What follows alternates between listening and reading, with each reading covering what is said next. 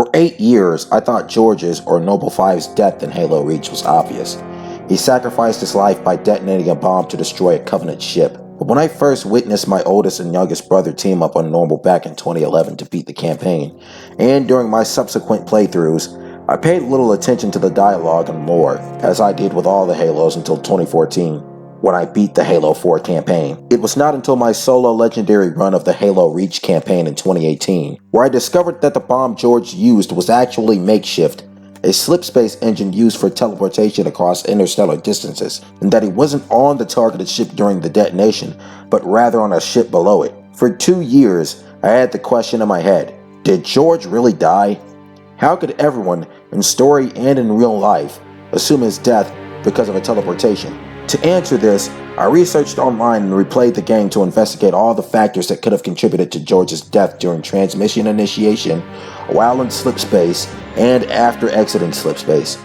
I originally thought that there was a small to medium chance that George may still be alive, but after research, he'd have to have an abundance of the same quality Cortana saw in Master Chief. Can you guess? Luck. Plus, bringing him back would diminish from the theme and plot of Halo Reach and would do nothing to serve Infinite. Nevertheless, I still found making this video to be important because it gave me more understanding of how he died, and my motivation to make this video increased my knowledge of the Halo lore. I'm hoping I contribute something that members of the Halo community can find useful or interesting in this video, as I have in the process of making it. Also, I did not read any of the books while researching for this video. I only used Halo Reach in freely accessible online resources, mainly Halopedia. Because of my heavy use of this secondary source, along with the factor of general human error, I would like for anyone to let me know if I got anything factually wrong. I'm open for any discussion about or arguments against my analysis. If you have something to add, feel free to leave a comment below. But without further ado, here is my analysis of George's death in Halo Reach.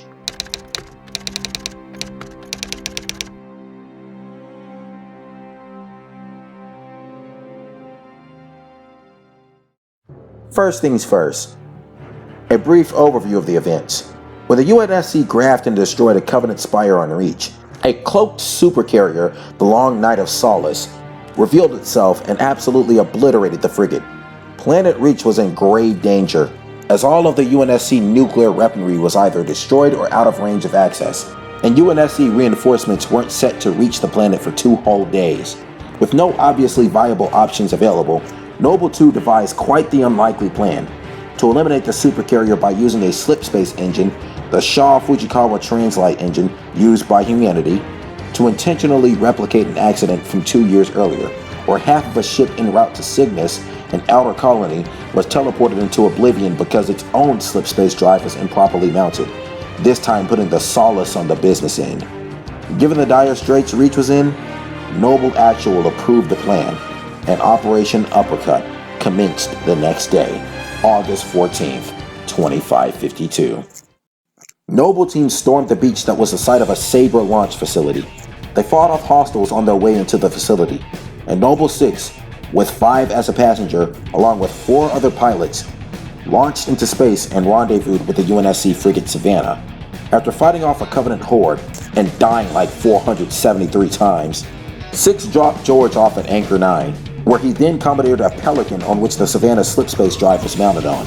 After locating a Corvette, Ardent Prayer, on a refueling track with a supercarrier, the Savannah and company ambushed it, jamming its communications, neutralizing its fighter escort, clipping its engines, and deactivating artificial gravity and life support. The Sabre crew, including 6, who had just died another 473 times. Yeah, that's what I get for trying to be a warrior and playing on Legendary. Then boarded the Corvette and eliminated the comms crew to prevent hostile reinforcements and allowed the Savannah to divert all power to her weapons systems. 6 then deactivated the ship's shield to allow George to land in the dock, with the slipspace engine in tow, and proceeded to manually lock the Corvette on a refueling track to prevent any derailment of the course. George stayed back to guard the engine, or bomb, and when 6 returned to the dock, the remaining Corvette crew were in a firefight with George and some Marines for control of the dock. 6 joined in, and together, they wiped the crew out. The Marines were KIA. leaving 5 and 6 the only ones alive on the ship.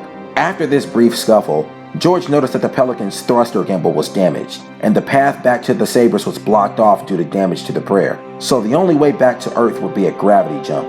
More importantly, the detonation controls on the Slipspace engine were damaged, meaning George would have to manually activate it. 6 then reminds George that it would be a one-way trip. When 6 said this, not only was he saying 5 would have no way of returning after opening the portal, it was most likely also implying his death. George then says, "Trip. We all make it sooner or later." I mentioned these implications through dialogue because they show that not even Noble 6 or George himself believed he would find a way to survive. Listen, Reach has been good to me. Time has come to return the favor. Don't deny me this.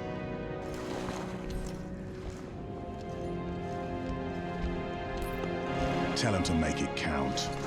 As the ardent prayer approaches the long night of solace, 5 gives 6 his dog tags, kicks 6 off the ship down to Earth, and detonates the drive, teleporting the whole Corvette and the middle of the supercarrier into slipspace.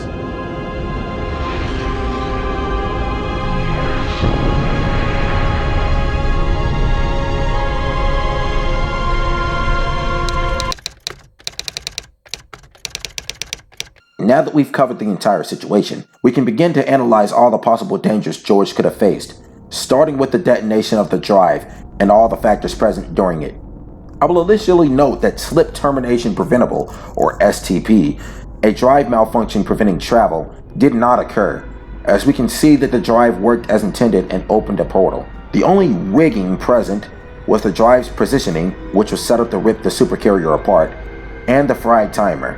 Slipspace is a hostile environment, and direct exposure to it is extremely hazardous. It consists of 11 non-visible infinitesimal dimensions, with physics not standard to the normal realm. When a human slipspace portal is opened, it can gravitate nearby objects to fill its space. Although objects can pass through each other inside slipspace, a ship may still feel impact if hit during transmission initiation. For these purposes, precautions are taken before a jump is attempted.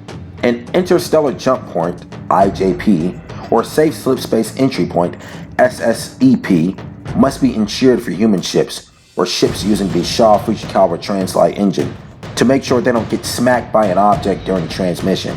This was most likely achieved as the Corvette and supercarrier were in space, with all surrounding ships a good distance away. During the teleportation, no objects were visibly dragged into the slipstream. Slips are only attempted by ships with large mass because their gravity well stabilizes slipspace for safe passage. Because the Solace and Prayer are both visibly large, even though the supercarrier dwarfs the Corvette, and are both slipspace travel capable, we can assume they have significantly large gravity wells. And because of this, and the fact they were on 2 different elevations, we can also assume that travel was stable the whole way through, including the beginning. So they probably didn't crash into each other. One unusual factor for consideration is that the drive was activated inside the Corvette. Ships usually open a portal from the outside and fly into it. It is unknown what, if any, effect this would have on the ship, but I theorize that slipspace's non-standard physics, a ship's strong gravity well, complete engulfment inside the portal, and a quantum field all combined to eliminate any danger from this, meaning the ardent prayer shouldn't have necessarily been affected by this. But it may have still been. Allow me to explain. The Shaw-Fujikawa engine produces a quantum field on activation to keep ships intact by translating their normal physics into the slipspace realm, protecting crew on board and allowing ships to squeeze through the higher dimensions. The human slipspace engine is required to make constant calculations to maintain the quantum field throughout travel, and larger ships require more calculations than smaller ones. This may present a huge danger to George. About half the Solace was teleported at the completion of the operation. The biggest completed ship in UNSC history is the Infinity, which is capable of slipspace travel. In terms of volume, even half the supercarrier is about 120 times bigger than the whole of the Infinity. Not to mention, the Infinity wasn't launched until 2553, so all the ships being used by the UNSC in 2552 were smaller than the Infinity. Point is, a slipspace drive has never attempted to teleport a ship of such size before, and it only has this time for the purpose of destroying it. meaning it probably wasn't capable of creating a quantum field large enough to engulf the middle of the supercarrier, let alone it and the Corvette. If true, George would have been directly exposed to slipspace, and due to the defiance of physics in slipspace, and the gravitational force that objects of large mass exert on slipspace, despite their intangibility, George's body probably would have been contorted in a similar fashion to this.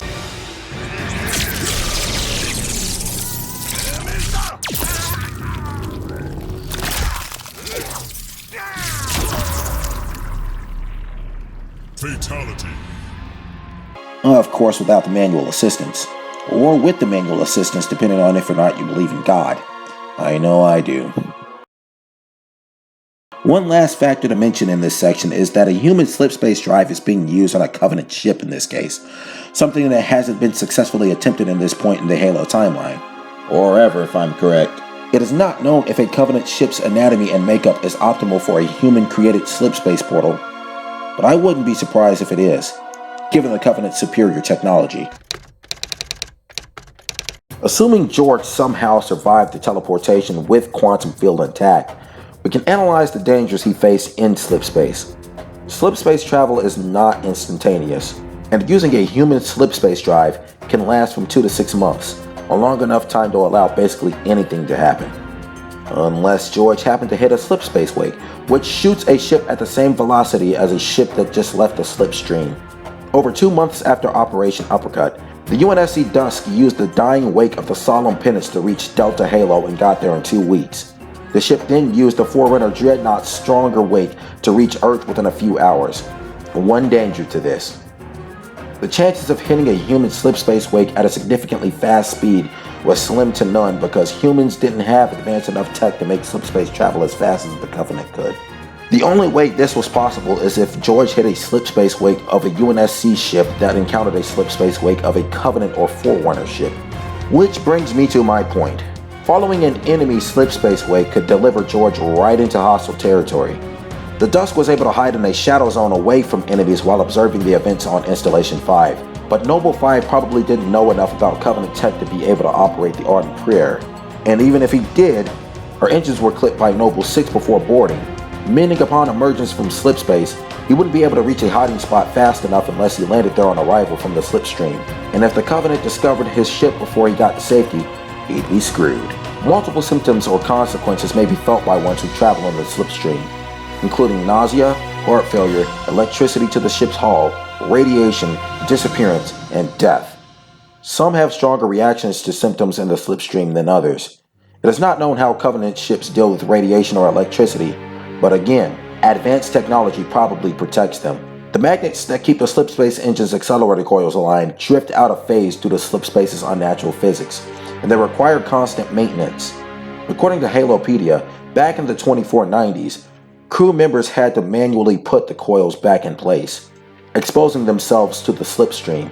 But this implies that this process is no longer needed, and maybe the coils are automatically kept together by some technological advancement on the Shaw Fujikawa engine years later. I doubt George would have to worry about this, but it's still worth mentioning just to consider all possibilities. As mentioned earlier, objects can phase through each other in the slipstream, so George likely wouldn't have to worry about crashing into another ship or mast, as long as it didn't happen during early transit. I bridged the previous and next sections by mentioning a factor to consider both during the months of slipstream travel and after exiting the stream: food and oxygen, because everyone needs grub and air to survive. I found no information on whether it is practical for either the Covenant or UNSC to bring emergency food and drink on their starships and aircraft vehicles, the Pelican inside the Corvette, during battle. I would imagine it is, but let's assume it's not for a second. A normal human being would only be able to survive without food for about 3 weeks, and without water for 3 to 4 days. George may have been able to survive a little bit longer, as our resident hero, Master Chief, had only 2 meals and a nutrient supplement throughout his 4-day trip on Alpha Halo. From this, one can assume that Spartan 2s like John and George might have a better metabolism than most other human beings. However, no evidence suggests that Noble 5 would be able to starve and live for 2 to 6 months unless he stuck himself in the freezer, and it's unknown if the Covenant have any contraptions in the same vein as human cryosleep chambers. And even if they did, as mentioned earlier, George probably didn't have much knowledge of Covenant tech, so who's to say he would even know how to operate a theoretical Covenant cryopod? If we assume that food was available, then we must look at other factors. Would there have been enough food to survive for an extended period? Probably not on the Pelican, but maybe on the Corvette, but only if it's edible to humans and or Spartans. There's not much information available to analyze on the diets of members of the Covenant, but there were jackals, grunts, and elites on board the Corvette before they were purged. Grunts suck nutrients from food nipples. Elites are omnivores, the same as humans, that eat kolo, a meat farmed on Sing Helios, and irukin, a grain usually grown by jackals. And jackals eat ooey steak, snake coils considered amongst themselves to be too vulgar to feed to their children, even though they still do it, and sentient species. Disgusting. Some of these foods, kolo, irukin, and ooey steak, sound like they can be eaten by a human, but, much like its cover, never judge a book by its title alone.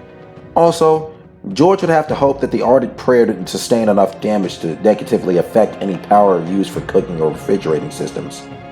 Also, I didn't find out anything about the beverages consumed by any members of the Covenant that were on the Corvette, or if humans can drink these theoretical beverages.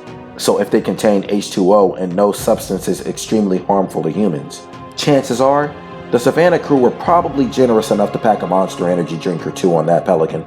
The Savannah shut down the Corvette's oxygen system before boarding, so unless George knew how to reboot it or it was automatically reactivated after the Savannah was destroyed, he would only have access to the 90 minutes of oxygen provided to him by his Mjolnir armor. If George didn't have any or all of these essentials, food, drink, oxygen, and or a cryopod, during any extended period inside the slipstream and or after making it out, this would make it impossible for George to survive. If we are to assume that George miraculously lived through the activation of the slipspace drive and travel in the slipstream, what would await him on the other side? The immediate factor to consider would be George's location and time of exit, as it will affect his ability to use his available resources and his proximity to additional resources and possible dangers. Inconsistency in travel time exists both within the slipstream and with normal time, meaning not only can two different ships in slipspace together exit at different times, meaning the Corvette and the supercarrier could have ended up in different places, exiting slipspace in different times, but one may find that a different time interval has passed within the stream than in the normal world. So maybe he could have returned post-human Covenant War. The war ended 4 months after Operation Uppercut. Or he could have spent months in the slipstream just to end up in some dogfight light years away from Reach that was taking place before and right after the moment he jumped. Where George could have ended up is pure speculation, as human slipspace drives are unable to plot precise points for jumps, and I'm pretty sure a course wasn't even set for the slip. It was almost certainly a blind jump. Also, as mentioned earlier, the large masses that are intangible in the slipstream still exert their gravitational force on it, affecting the trajectory of objects within the stream. Also mentioned earlier, maybe a slipspace wake could have delivered George to the Covenant on a silver platter, or he may have exited near hostile territory without the wake. Maybe George could have landed close enough to allies to use his BattleNet comms to contact someone to save him, or he could have entered the normal world near UNSC exploration. He could have landed in another war zone, or near a foreign planet, or he could have been completely isolated. Pure speculation. Let's look at some of the resources George had or may have had available. George did not have any transportation available because the Pelican's thruster gimbal was damaged and the Ardent Prayer's engines were destroyed. The communication team for the Corvette was killed, and George, once again, probably did not know how to operate any foreign communication technology. The Pelican's fleet comm as well as the BattleNet in the suit may have worked, but George would have to be teleported relatively near allies, like near a human colony, starship, or fleet, for them to pick up a signal. I'm not sure if George had an available method to receive a message via human comms relay or slipspace communication launcher. And even if he did, the UNSC wouldn't have thought to send him a message unless he sent them a signal, or he was discovered in space via radar or exploration. A wave space message couldn't save him, because again, the UNSC wouldn't have thought to send him one automatically, and if this was the only means of communication available between Noble 5 and the UNSC for proximity reasons, George didn't have the technology needed for interstellar communication, which means he couldn't have sent a signal to his allies to make them even contemplate sending such a message. Also, it is not known whether George had an available distress beacon, but the same proximity to allies would have to apply here, because without a cryopod, he ain't chiefing it out for 4 years, and any of these systems could theoretically be intercepted by nearby Covenant. If little to no food was available on the ship, then George could only hope he was teleported near an allied planet or ship, or at least close enough to contact allies using available communication, and that's if he had enough oxygen to do this. An unlikely factor to consider is the possible operability of the long Night of Solace and the survival of any crew on board. It wouldn't be the only time someone survived a slipspace jump that tore their ship apart. Half of the forward onto Dawn, containing the Arbiter, reached Earth safely when Chief activated Installation 0 to finish the fight. The difference? That was a Forerunner slipspace rupture generated by the installation. And even though it was unstable because of the Halo's incompletion, which caused the portal to close prematurely and tear the ship in half, its coordinates were still precise, and travel time was only 12 days. The Solace, however, was teleported using a human slipspace drive, which, again, no precise coordinates, 2 to 6 months. The supercarrier and its inhabitants would have to survive everything George would have had to in the slipstream. For operability and vital functions, the Solace's bridge, or command center, must not have been separated from the middle during teleportation. It is unknown where the bridge lies within a Covenant supercarrier, but the Corvette's bridge lies within its bow. It would make sense if the supercarrier had a similar anatomy, and if it did, then there's no hope because the bow was left overreached during teleportation, meaning there would be no gravity or oxygen for the crew. And although they most likely had vacuum suits as a temporary source of breathable air, it would eventually run out as they drifted out the open sides of the Solace and deep into the slipstream. If the bridge was located somewhere in the middle of the supercarrier, the crew would be blessed with vital functions throughout the ride.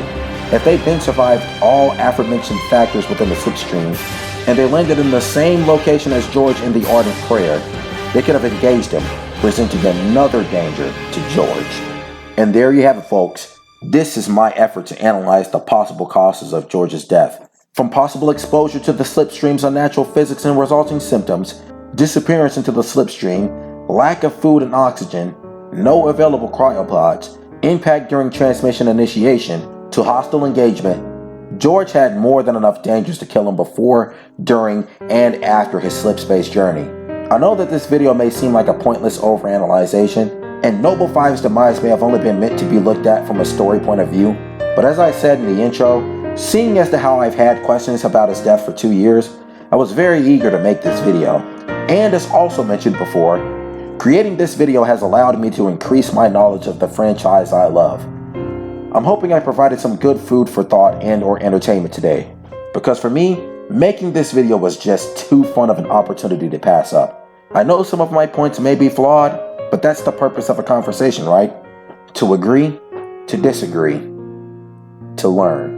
And I know I'm willing to learn and take correction. So go ahead and leave any thoughts in the comments section below. Until the next video, guys, this was P34J. Thanks for watching.